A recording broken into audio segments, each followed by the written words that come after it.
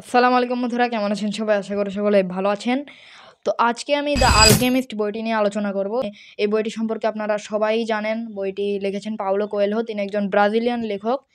তো এই বইটি ১০০টিরও বেশি ভাষায় কিন্তু অনুবাদ হয়েছে।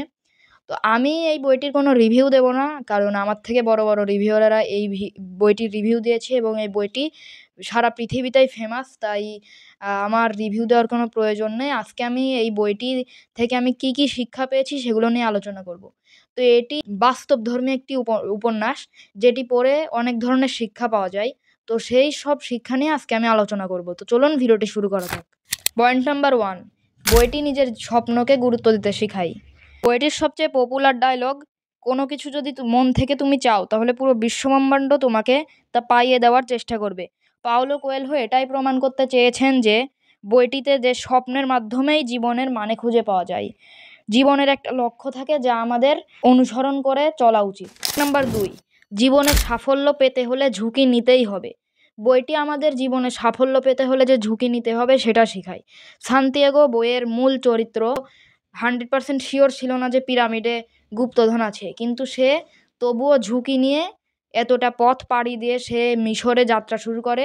এবং এর থেকে বোঝা যায় যে জীবনে যদি কেউ সাফল্য পেতে চায় তাহলে তাকে ঝুঁকি নিয়ে কাজ করতে হবে।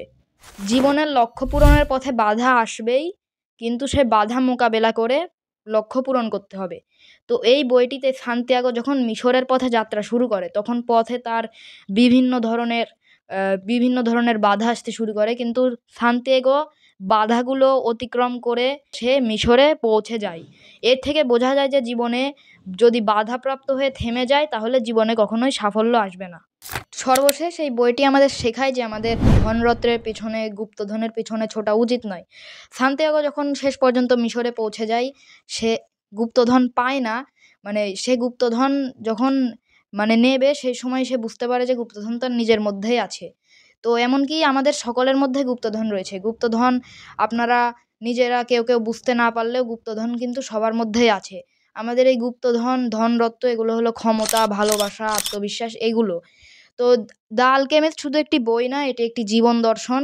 এই বইটি আমাদের শেখায় কিভাবে নিজের স্বপ্নকে বাস্তবায়িত করতে হবে এবং নিজের স্বপ্নকে কিভাবে গুরুত্ব দিয়ে আমাদের পথ চলতে হবে। এই বইটি আমাদের শেখায় নিজের স্বপ্নকে বাস্তবায়ন করে জীবনে ঝুঁকি নিয়ে কিভাবে জীবনকে ভালোবাসতে হবে। যে তোমার স্বপ্ন কি, কমেন্টে জানাও।